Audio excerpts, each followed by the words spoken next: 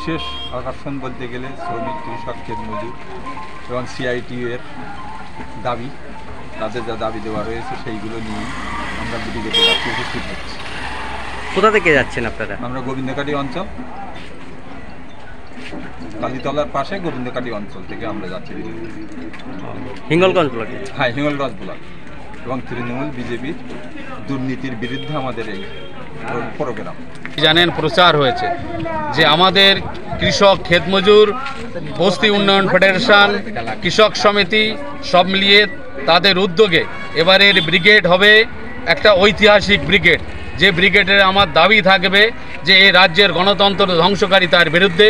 এ রাজ্যে 26,000 চাকরি বাতিল করেছে সুপ্রিম কোর্ট, যার যোগ্য অযোগ্য তার বিচার করতে পারে রাজ্য সরকার। এই রাজ্য সরকার তার যে অপদার্থতা তার বিরুদ্ধে ব্রিগেড। মানুষের জিনিসপত্রের দাম বৃদ্ধি, মানুষের চাকরি হারা, তার চাকরি পাচ্ছে না।